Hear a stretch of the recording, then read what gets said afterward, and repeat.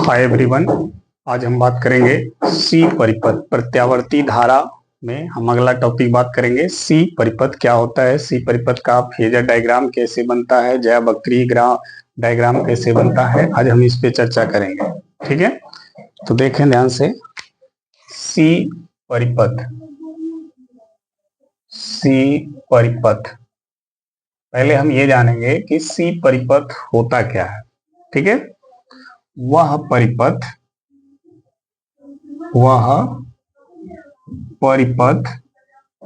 जिसमें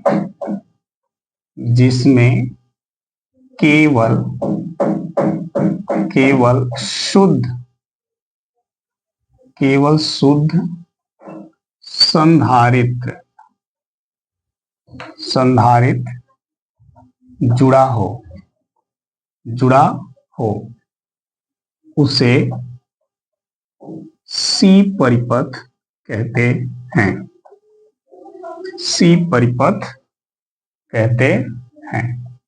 केवल इससे परिपथ में केवल संधारित्र लगा होगा, इसमें ना तो प्रतिरोध लगा होगा और ना ही कोई प्रेरक लगा होगा, सिर्फ संधारित्र लगा होगा। तो ऐसे परिपथ को हम कहते हैं सी परिपथ, ठीक है। अब हमें देखना है कि अगर ऐसे परिपथ में अगर धारा प्रवाहित होती है तो धारा और वोल्टेज के बीच में कालांतर होता है कि नहीं होता है। अब उस कालांतर की हम गणना करेंगे, ठीक है। इसके लिए हम क्या करेंगे, यहाँ पर एक डायग्राम बनाएंगे जिसमें केवल हम सी परिपथ को, केवल संधारित्र को हम जोड़ेंगे और इस संधारित्र को हम किसी प्रत्यावर्ती धारा स्रोत से जोड़ेंगे और इस संधारित्र की धारिता मान लेंगे सी, ठीक है। अब हम जिस प्रत्यावर्ती धारा स्रोत से जोड़े हैं उस स्रोत का वोल्टेज होगा, हमने वोल्टेज मान लिया E equal to E nought sine omega t, या इसी वोल्टेज को हम लिख सकते हैं V equal to V nought sine omega t, ठीक है। अब हमें देखना है कि जब ये वोल्टेज या प्रत्यावर्ती धारा स्रोत इसमें जब धारा को प्रवाहित करेगा तो उस धारा के कला और इस स्रोत का जो वोल्टेज है उसके कला में क्या कोई अंतर है कि नहीं है। उस कला में, उसके कला में अंतर को हमें यहां पर चेक करना है, ठीक है। कला में अंतर, ठीक है। तो इसके लिए हम क्या करेंगे,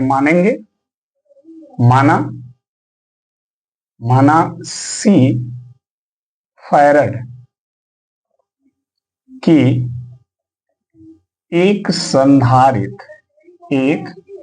संधारित्र परिपथ में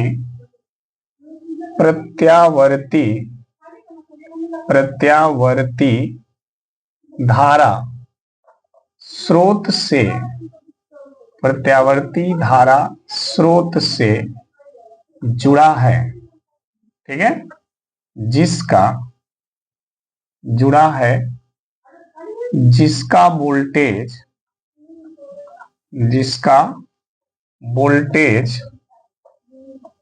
voltage E equal to E nought sine omega t है।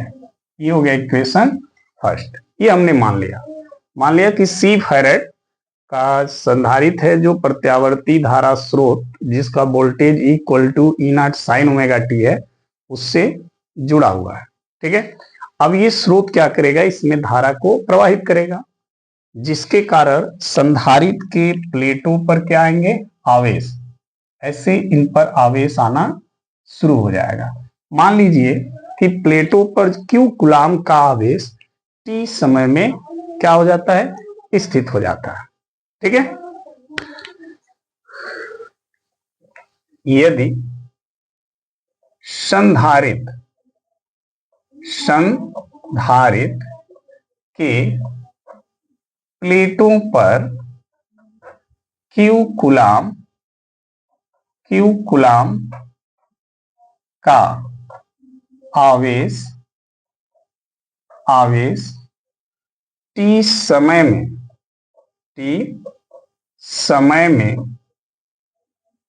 स्थित होता है तो संधारित्र के प्लेटों के बीच विभव VC बराबर हो जाएगा Q/C। अगर संधारित्र के प्लेटों पर टी समय में क्यू कूलाम का आवेश आ रहा है, ठीक है। तो इन प्लेटों के बीच जो विभव आएगा वो विभव है VC और उस विभव का मान होगा Q/C। अब ध्यान रखिए, ये जो संधारित्र है इस प्रत्यावर्ती धारा स्रोत से किस क्रम में जुड़ा है? समांतर क्रम में। किस क्रम में? समांतर क्रम में। देखिए दोनों एक दूसरे के समांतर क्रम में है और समांतर क्रम में स्रोत का जो वोल्टेज होता है वही किसी उपकरण का वोल्टेज होता है। तो अगर यहाँ पर C जो है एक उपकरण है तो जो वोल्टेज इस स्रोत का है वही वोल्टेज भी इसका भी होगा। यानी कहने का मतलब अगर स्रोत का वोल्टेज E है तो इसका जो वोल्टेज VC है वो भी किसके बराबर होगा? E के, क्योंकि दोनों समांतर क्रम में, ठीक है। तो हम चाहें तो इसको क्या लिख सकते हैं? E के बराबर, ठीक। यानी अब C का अगर E में गुणा करें तो Q बराबर क्या आएगा? E इंटू C ये आएगा, ठीक है। तो ये T समय में इतना आवेश आ गया, ठीक। अब मान लीजिए हम कहें कि एक छोटे से समय में कितना आवेश आया होगा, तो जब समय कम लगा होगा तो आवेश भी क्या आएगा? कम। यानी कम समय में कम आवेश आएगा तो धारा जो इसमें प्रवाहित होगी वो धारा भी क्या होगी? कम होगी। और ऐसे धारा को हम क्या बोलते हैं? तत्कालिक धारा। क्या बोलते हैं? तत्कालिक धारा। यहाँ लिखेंगे तब परिपथ में dt समय में, देखिए t एक बड़ा समय होता है और जो dt है वो छोटा समय है, ठीक है। तो परिपथ में dt समय में प्रवाहित तत्कालिक धारा और छोटे से समय में जो धारा बहती है उसे तत्कालिक धारा कहते हैं। और उसका मान होता है, तत्कालिक धारा का जो मान होता है वो होता है I इक्वल टू dQ/dt। अब देखना I इक्वल टू d/dt और Q का मान है E इंटू C या C इंटू E, ऐसे भी लिख सकते हैं। अब d/dt C और E का जो मान है वो ये है, यहां लिखेंगे E0 साइन ओमेगा t। क्या करेंगे? समीकरण एक से E का मान रखने पर, ठीक है। समीकरण एक से जो E का मान है उस E के मान को इस E के जगह क्या करेंगे? रख देंगे। जब रखेंगे तो फिर हम अब इसका क्या करेंगे? अवकलन। तो अवकलन किस भाग का होगा ये ध्यान दीजिएगा। अवकलन देखिए d के साथ क्या है? t, तो अवकलन हमेशा t वाले पद का होगा। तो t किस में है? साइन के साथ है, तो इस वाले भाग का अवकलन होगा, इस भाग का नहीं होगा। c और E0 का अवकलन नहीं होगा, तो c और E0 को बाहर कर देंगे। जब c और E0 को बाहर करेंगे तो क्या आएगा? देखिएगा ध्यान से, तब आएगा I equal to CE0 d/dt into sine omega t, ये आएगा। और साइन ओमेगा टी का अवकलन क्या होता है? इतने का अवकलन होता है omega into cos omega t. ये इसका अवकलन हो जाएगा। ठीक है, अब चाहें तो हम इसको लिख सकते हैं कैसे? देखिए, ई बटा और सी और ओमेगा को एक बटा सी ओमेगा के रूप में हम ऐसे लिख सकते हैं। फिर ये पलट के इसके ई के पास आ सकता है, मान में कोई बदलाव नहीं होगा। और ये हो गया कॉस ओमेगा टी। अब कॉस ओमेगा टी को देखिए, ई बटा 1/c omega. Cos omega t को हम लिख सकते हैं साइन π/2 प्लस ओमेगा टी, यानी साइन 90 प्लस थीटा बराबर कॉस थीटा। इसको हम ऐसे लिख सकते हैं, कॉस ओमेगा टी को साइन 90 प्लस ओमेगा टी लिख सकते हैं।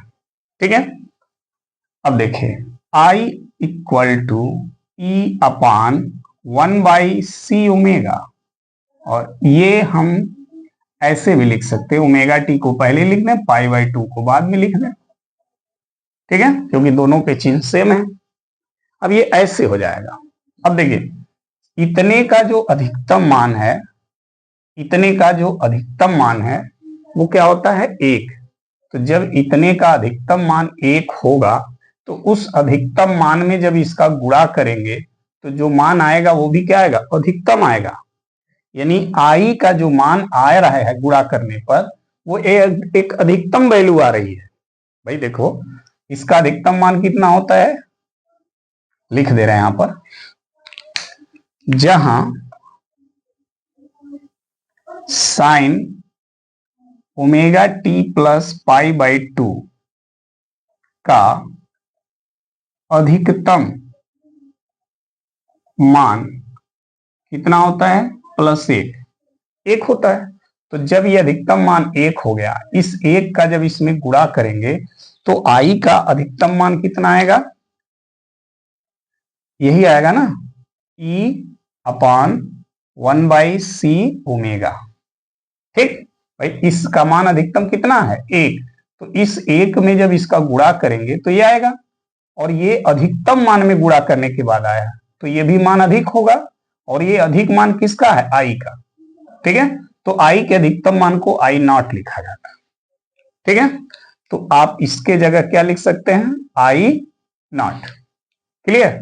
तो जब यहां आई नॉट लिखेंगे तब देखिए समीकरण क्या बन जाएगा? I equal to I not sine omega T plus π/2। ठीक है, और ये बन गया हमारा इक्वेशन सेकंड। अब देखिए समीकरण 1 और 2 को ध्यान से देखिए। समीकरण 1 यहां है, ये वोल्टेज का है, और ये समीकरण जो आया है वो करंट का है। दोनों समीकरण को ध्यान से देखेंगे तो दोनों समीकरण में जो साइन का कोणांक है, यहाँ है ओमेगा टी, और यहाँ ओमेगा टी में पाई प्लस है π/2, यानी इसमें π/2 जो है ज्यादा है। ठीक है, इसमें केवल ओमेगा टी है, इसमें ओमेगा 2 प्लस π/2 है, यानी ओमेगा टी से ज्यादा है कितना? π/2। यानी धारा जो है हमेशा π/2 प्लस में है, यानी आगे धारा हमेशा वोल्टेज से आगे चलेगी। यानी जब C परिपथ होगा तो धारा वोल्टेज से 90 डिग्री, π/2 का मतलब होता है 90 डिग्री, धारा वोल्टेज से 90 डिग्री आगे होगी, यानी अग्रगामी होगी। ठीक है, तो C परिपथ में वोल्टेज और धारा के कला में अंतर कितने का है? π/2 का। देखिए कला क्या होता है? जो साइन का कोणांक है ना, वही कला है। यहां साइन का कोणांक ओमेगा टी है, और यहां साइन का कोणांक ओमेगा टी तो है ही, प्लस π/2 है। तो दोनों के कोणांक में अंतर कितने का है? π/2 का। यानी C परिपथ में धारा और वोल्टेज के कला में अंतर π/2 का होता है। कलांतर कितना होता है? π/2। और इस कलांतर में धारा प्लस π/2 है। धारा का जो कोणांक है वो प्लस में है π/2, यानी प्लस में आगे, यानी धारा आगे चलेगी। अगर ये माइनस π/2 होता तो पीछे होता, जैसे एल परिपथ में। एल परिपथ में आप देखेंगे यहाँ माइनस होगा, तो वहां लिखा गया धारा वोल्टेज से पीछे चलती है 90 डिग्री। यहां प्लस में, इसका मतलब धारा वोल्टेज से 90 डिग्री आगे होगी। यहां लिखेंगे समीकरण 1 और 2 से स्पष्ट होता है कि धारा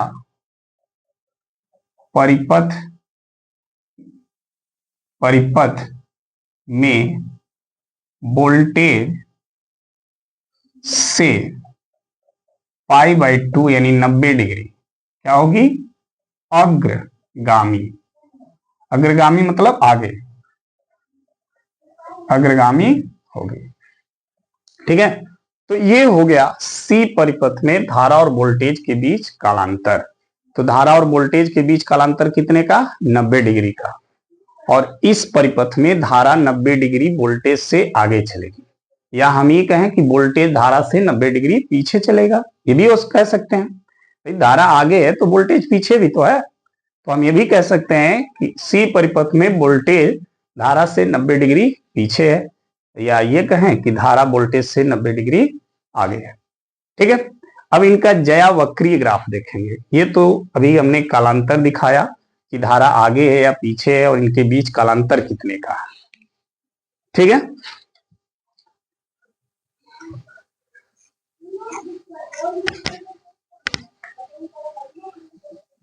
अब इनका हम ज्यावक्रीय ग्राफ देखेंगे। ज्यावक्रीय ग्राफ, ज्यावक्रीय ग्राफ कैसे बने? अगर सी परिपथ का ज्यावक्रीय ग्राफ पूछा जाए तो कैसे बनेगा? ध्यान दीजिए, देखें, समझिए। इस वाले पे हम समय को इंडिकेट करते हैं और इस वाले पे धारा और वोल्टेज के उच्च मान को। ठीक है, ये है 0। ठीक है, और यहां पर हो गया आपका T/क्या 4। ठीक है, और T/4 इसमें जोड़ेंगे, यहां आएंगे तो कितना आएगा? T/4 T/2, और आगे जाएंगे कितना आएगा? 3T/4, और आगे जाएंगे तो T। ठीक है, अब ध्यान दीजिएगा, पहले वोल्टेज की बात करें। देखिए, वोल्टेज का जो ग्राफ हम ब्लैक से बना रहे हैं, वोल्टेज प्रत्यावर्ती वोल्टेज का ग्राफ ऐसे चलेगा। ठीक है, लेकिन जो धारा है, अब देखिए प्रत्यावर्ती वोल्टेज का ये शिखर मान, उच्च मान हो गया, जिसे आप E0 कहते हैं, ये E0 हो गया। ठीक, लेकिन धारा वोल्टेज से क्या है? 90 डिग्री आगे है, ये 90 डिग्री आगे चलेगी। यहां से कौन चलेगा? धारा। तो धारा ऐसे चलेगी।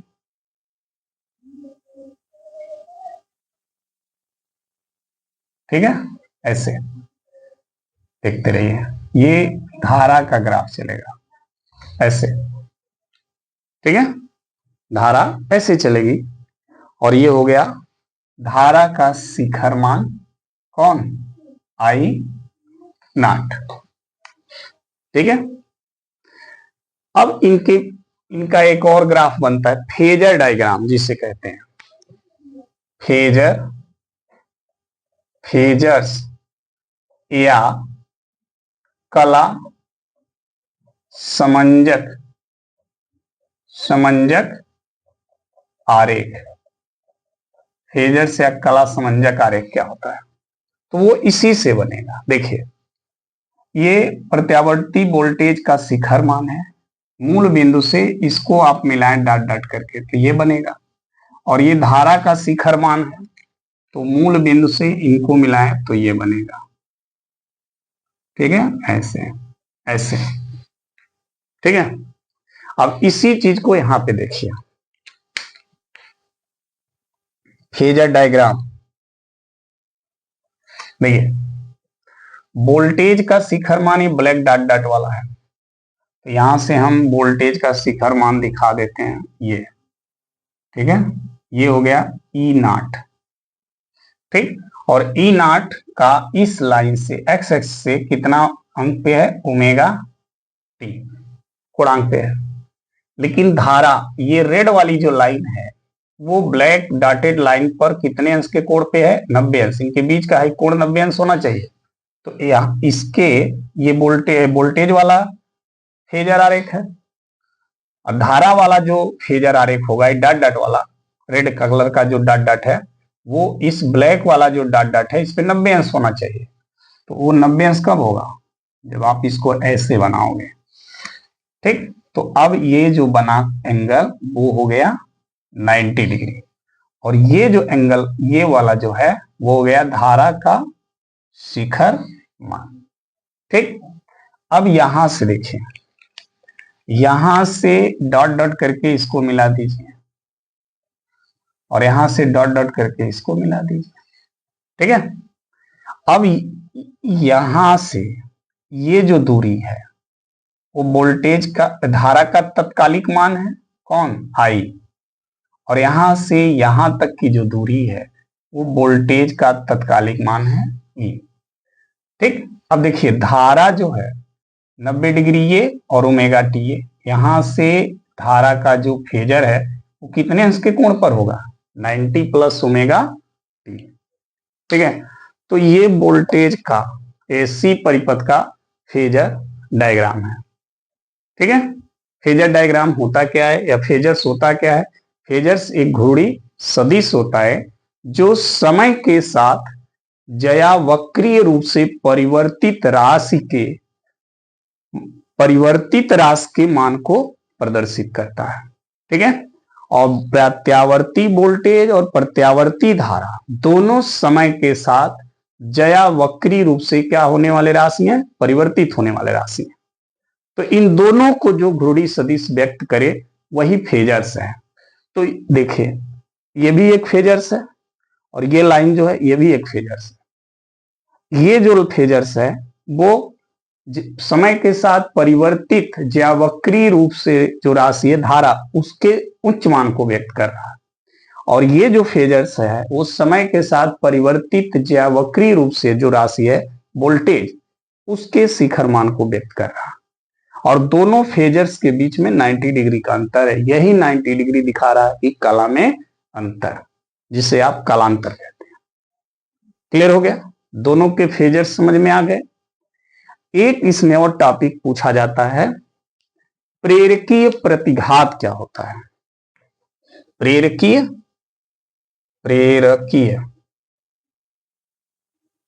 प्रतिघात क्या होता है। ठीक है, देखिए सी जो परिपथ है इसमें जब धारा बहती है तो इसमें भी रुकावट उत्पन्न होता है, और वो रुकावट कौन करता है, ठीक है, उसी को हम बोलते हैं प्रेरकीय प्रतिघात। अगर आप देखें यहां पर समझिएगा, ओम के नियम से अगर आप देखें तो आई बराबर भी बराबर सॉरी आई बराबर क्या होता है, आई बराबर होता है भी बटा आर, यही होता है। ये जो आप देखें ना अधिकतम मान वोल्टेज का आई नॉट इक्वल टू ई बटा ई नॉट है, यहाँ ई नॉट है, ई नॉट बटा ई सी ओमेगा। अगर इसको ध्यान दें, इसको यहां लिखें, I not equal to E not बटा 1/c ओमेगा, इसी चीज को हम यहां लिखें, ध्यान दीजिएगा। और इसकी तुलना अगर हम ओम के नियम आई बराबर भी बटे आर से करें तो देखिए ये ई नॉट क्या है, वोल्टेज है, यहाँ भी वोल्टेज, यानी वोल्टेज की जगह क्या है, वोल्टेज है, ये धारा है, ये भी धारा है। ठीक, तो धारा की जगह धारा है, तो आर की जगह क्या है, 1/c ओमेगा, यानी ओम के नियम के अनुसार 1/c ओमेगा जो है वो प्रतिरोध की तरह कार्य करेगा, और उसी को हम बोलते हैं प्रेरकीय प्रतिघात। समझ में आ गई बात, तो यहां लिखेंगे में ओम के नियमा अनुसार 1/c ओमेगा प्रतिरोध की तरह प्रतिरोध की तरह कार्य करता है। ठीक है, ओम के नियम से अगर इनको देखें तो 1/c ओमेगा किसके जगह आया था? प्रतिरोध, आर की जगह। तो प्रतिरोध की तरह कार्य करता है, जिसे जिसे क्या कहेंगे? प्रेरकीय धारतीय प्रेरकीय प्रतिघात, यहाँ पे धारतीय प्रतिघात होगा, धारतीय प्रतिघात, जिसे धारतीय प्रतिघात,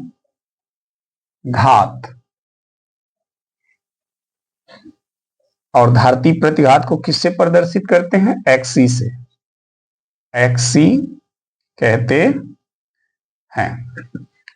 ठीक है, इस सूत्र में 1/c ओमेगा प्रतिरोध की तरह काम कर रहा है, और उसी को हम बोलते हैं धारतीय प्रतिघात एक्सी।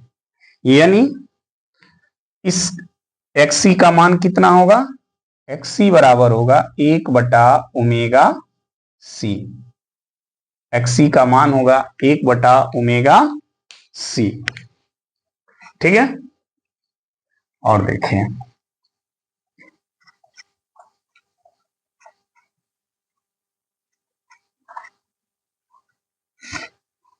ठीक है, ओमेगा बराबर, चूंकि ओमेगा बराबर क्या होता है? ओमेगा बराबर होता है 2πf। तो ओमेगा की वैल्यू अगर हम यहां रख दें तो एक्सी बराबर हो जाएगा 1/2πf इंटू सी। ठीक है, यानी धारतीय प्रतिघात एफ आवृत्ति और धारिता सी दोनों पे निर्भर करता है। अगर हमारे पास कोई ऐसा करंट हो जिसमें आवृत्ति न हो, तो उस करंट को अगर सी परिपथ में प्रवाहित करेंगे तो उसमें कोई भी प्रतिरोध नहीं होगा। क्यों नहीं होगा? समझिए, क्योंकि जब आवृत्ति नहीं होगी, उस धारा की कोई आवृत्ति नहीं होगी, जैसे डीसी करंट की आवृत्ति नहीं होती है। ठीक, तो अगर डीसी करंट को हम फ्लो करें और उसकी आवृत्ति 0 है, तो एफ का मान यहां 0 रखेंगे तो पूरा वैल्यू क्या हो जाएगी? 0, यानी एक्सी का मान हो जाएगा 0। और जब एक्सी 0 हो जाएगा, ठीक है, तो यहां कोई प्रतिरोध का कार्य नहीं करेगा, और जब प्रतिरोध का कार्य नहीं होगा तो उस परिपथ में जब धारा बहेगी तो ऊर्जा व्यय नहीं होगा। ठीक है, तो अगर हमें कोई ऐसा परिपथ चाहिए कि बिना ऊर्जा व्यय किए धारा को प्रवाहित करे, तो वो कौन सा परिपथ है? सी परिपथ। और ऐसे परिपथ में डीसी करंट को अगर आप फ्लो करेंगे तो बिना ऊर्जा व्यय किए धारा का प्रवाह होगा। ऐसे ही एल परिपथ भी है, उसमें भी यही है कि अगर डीसी करंट उसमें फ्लो करेंगे तो वो भी बिना ऊर्जा व्यय किए धारा को प्रवाहित करेगा। लेकिन जो आर परिपथ है उसमें अगर डीसी करंट फ्लो करेंगे तो वो तब भी ऊर्जा का व्यय करेगा। क्यों? क्योंकि वो आवृत्ति पर निर्भर नहीं करता है। ठीक है, आर प्रतिरोध जो है, जो आर परिपथ है, वो आवृत्ति पर निर्भर नहीं करता है। आवृत्ति हो या ना हो, उसका नाम है प्रतिरोध। वो धारा को रोकेगा, जब धारा रुकेगी तो करंट, ऊर्जा का लॉस होगा। लेकिन एल परिपथ और सी परिपथ ऐसे परिपथ हैं जो धारा के आवृत्ति पर निर्भर करते हैं। उनका प्रतिरोध जो है धारा की आवृत्ति पर निर्भर करेगा। अगर धारा में आवृत्ति है तो प्रतिरोध एक्टिव हो जाएगा, काम करेगा, तो ऊर्जा का व्यय होगा। और यदि आवृत्ति नहीं है तो वो ऊर्जा का व्यय नहीं करेगा, क्योंकि उसका प्रतिरोध 0 हो जाएगा। जैसा कि हमने ही बता दिया कि अगर एफ का मान 0 हो गया किसी भी धारा को प्रवाहित करने पर, उस धारा में आवृत्ति नहीं है, तो एफ यहां क्या हो जाएगा? 0। जब एफ 0 होगा तो एक्सी 0 हो जाएगी, और एक्सी ही प्रतिरोध का काम करती है। जब प्रतिरोध जी ही 0 हो जाएगा तो उसमें धारा प्रवाहित करने पर कोई ऊर्जा व्यय नहीं होगी। क्लियर? तो आई होप आपको हमारा ये सी परिपथ अच्छे से समझ में आया है। ठीक है। और यदि अच्छे से समझ में आया होगा तो चैनल को जरूर लाइक सब्सक्राइब करें, कमेंट करके जरूर सुझाव दें। ठीक है, फिर अगला परिपथ मिलते हैं। धन्यवाद।